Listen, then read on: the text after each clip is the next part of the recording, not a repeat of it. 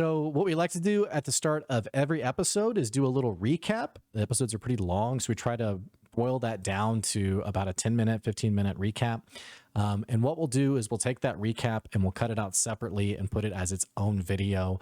So if you're watching just the recap, there is a link to our full discussion. And as always, we want to know what you thought of the episode. So feel free to let us know. But this was episode 97 of Campaign 3 called Ancient Sins. This episode opens up with the battle with this Colossus flesh creature with like the sagging grandma flesh. I don't know. I'm probably over explaining this. It has like the massive hammer, and it has like the maw on its chest. And it has all the little scorpion, like sort of like translucent chitinous creatures that are skittering around. What we typically do is we try to hit just the high notes for combat. Quite a bit happens. Orem early on actually gets chomped on by this large creature and gets brought into like the chest maw of the creature. Separately, we're going to have a flaming sphere by Fern that's going to be casted on the big dude, and then also a couple of lightning bolts that happen from Imogen and Dorian. I'm mentioning these things for two reasons. One, they do realize about halfway through the combat that this creature, it's Aor, it's the place of insane magic. They realize about halfway through the combat that magic damage is not having its full effect. And I wasn't clear if it was resistant or just fully immune. But Matt does have a moment where he says, hey, I'll count the flaming sphere damage from early on because I didn't mention that it didn't seem to affect it too much. So they're having this combination of like magic attacks and physical attacks. But one thing that also happens is because it's Aor, there is this element of wild magic. Whenever they cast a spell, which I think the spell needed to be over the 3rd level, but whenever they cast a spell, they have to roll a D100 to see, what exactly is going to happen here. Fern's flaming sphere, I don't think led to anything. But notably, when Imogen did her lightning bolt, I think she got like a 4 out of 100. We get a delightful ooh from Matt before he describes Imogen essentially casting fireball on herself. It's like a spontaneous fireball that goes off after she casts her lightning bolt. Oops. So lots of creative, cool stuff like that. The creature, by the way, seems to have like this dunamantic element of magic attack itself. It has the spell it casts called Gravity Fissure, where it like casts it in like a line in front of it, and everyone nearby gets dragged into like that line of sight. But ultimately, what ends up happening is Orem's going to Misty Step out of the maw. And then, as he puts it, Shadow of the Colossus style, run up the arm of this creature, like slashing at it. Great game, by the way. And then finally, slashes at and removes like the flesh folds on like where its face would be, and just sees like this eyeless skull that's just like set in the flesh. Drives his sword through. Boom. How do you want to do this? And creature goes down. Combat comes to an end. They immediately are thinking like, what do we do now? They do try to take the large, massive hammer and put it into the bag of holding, like any good D&D player would do, right? Something ridiculous. And Matt's like, no. They also try to drag the big creature's body out of the way. And like with like a 23 strength roll, it doesn't move at all. Finally, they realize a bunch of creatures are coming, having heard the noise of combat. They scurry into a nearby tower and hide. In this tower, they peek out and they see like these 3 small, like wolf-like creatures that have like leathery skin and like a whip-like eye-stalk tail that come and begin eating the bodies of the Ruby Vanguard soldiers. They scurry off. The party has a short rest, kind of like while they're watching different creatures come. There's a couple of like gorilla-like creatures that come and then leave. And then finally, this like scrawny creature comes up. This scrawny wolf-like creature comes up. And then this like long strip of goo descends from like the black void of the ceiling, grabs the wolf, and then like disappears like 60 feet up in the darkness. So they're like, great, this place is awesome. They finish their short rest. Essek leads them out to like that massive sinkhole, like where like something had busted through, and basically says like it's down through here that they've descended previously, and that there are a number of like experiments that have happened like deep within this place. He mentions the Kryn dynasty had set up a place of operations on the 7th floor, but it's no longer operational. And I think Essek himself said he had been to the 8th floor, but beyond then, like the 9th floor and beyond, he had never traveled to. And then he also like throws a coin down into the sinkhole, and it just goes into the black like endlessly.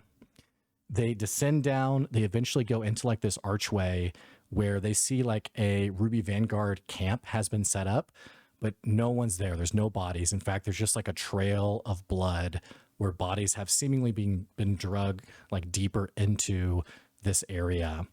Laudna is going to channel summon Pate and is like, Pate, go check it out. What do you see like down these corridors? And that's where we go to break. Well done, my friend.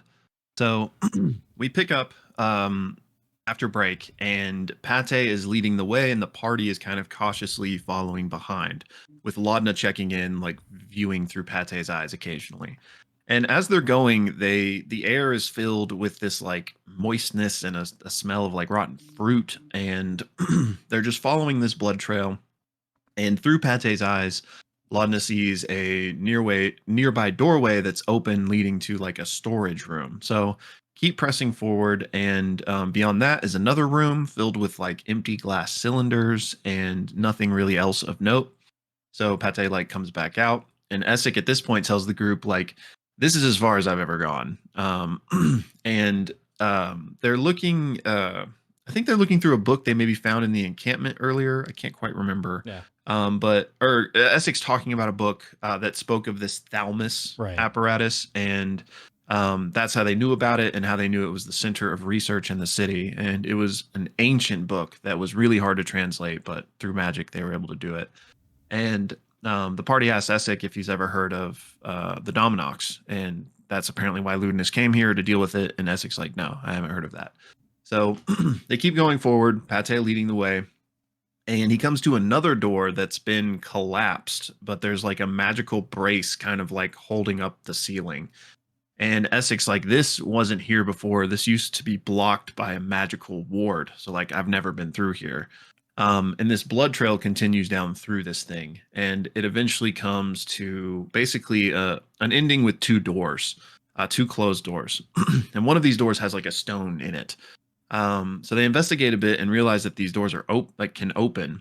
So they open the stone door with a stone in it rather, and across the hall is another door with a stone in it. And they realize there's been this like weird sound happening occasionally, and there's a glass container in this room that has like something in it that seems to be like reacting when that sound comes. And Essek's like, these stones and these doors, by the way, are magical locks. So they're like, oh, maybe we should leave this be, and let's go check the other door.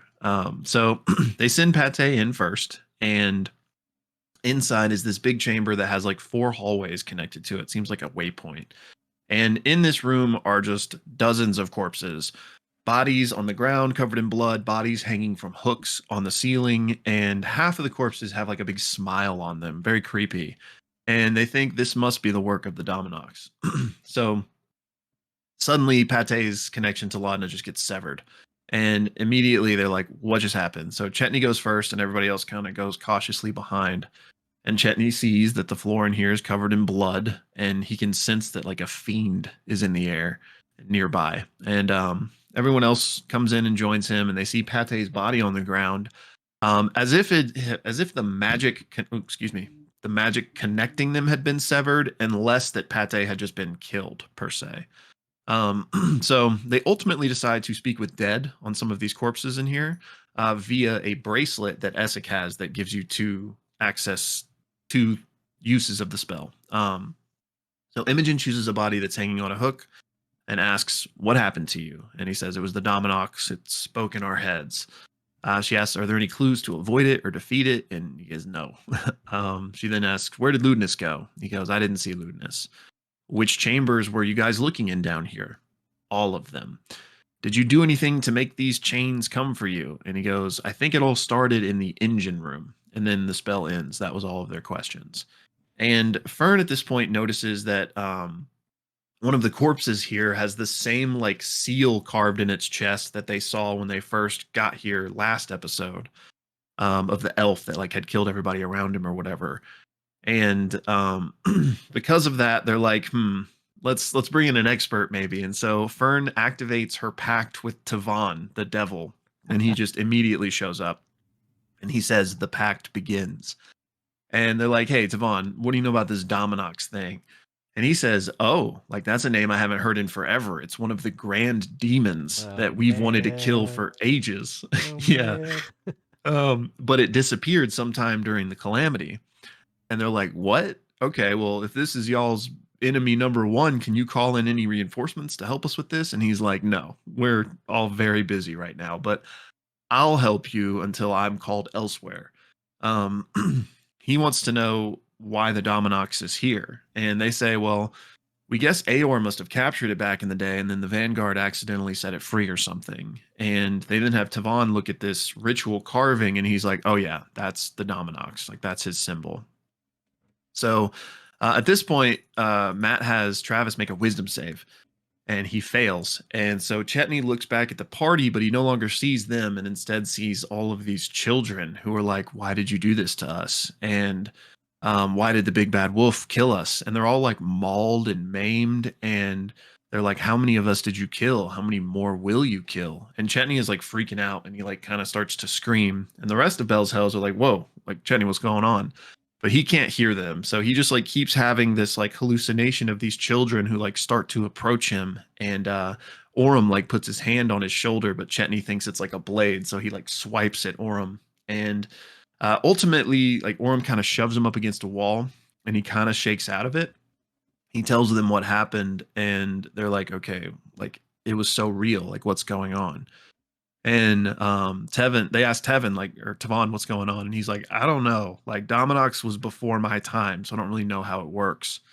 And so Chet casts Grim Psychometry on the room and has this vision of all of these people screaming and bodies being thrown on hooks, people willingly hooking themselves. And he can't find anything besides these types of memories here because, like, there's so many of them. So Dorian at this point decides to investigate these chains and they go nowhere, seemingly just hundreds of foot of chains covered in blood. And Imogen's like, okay, I'm going to use that second speak with dead now. So she asks one of the more ancient bodies, presumably from Aord this time. The previous time was a Ruby Vanguard member. She says, Dominox has been released. How did you guys capture him in the first place? And they say, the Pinion of Service. What is that? An abyssal soul anchor made to bind him to the engine in order to power it. He is released during the extraction process and returns to it once it is filled. Where is this engine? And they point down the hall, one of the hallways. How do you turn the engine on? It should be on. The seals should remain. He should be harmless right now. What are the Dominox's weaknesses? He should be like any demon. When he is slain, he returns to the abyss, and when he is killed there, he is gone forever. But the pinion is from there, so when he is killed, that's where he goes. And finally, what is the Dominox attracted to? The Dominox feeds on insecurities. He introduces suffering and self-loathing until the body gives up. And it's at that point that Norian has to make a wisdom save, fails, and he walks over to a side of the room where he sees a body that looks oddly familiar. It's his brother Cyrus, and Cyrus looks up at him and says, you never let me fix my own mistakes. Instead, you pulled me into yours, and look where it put me, brother. And that's where the episode ends. Once again, episode 97, Ancient Sins. And if you're just watching the recap, you can find our full discussion linked down below.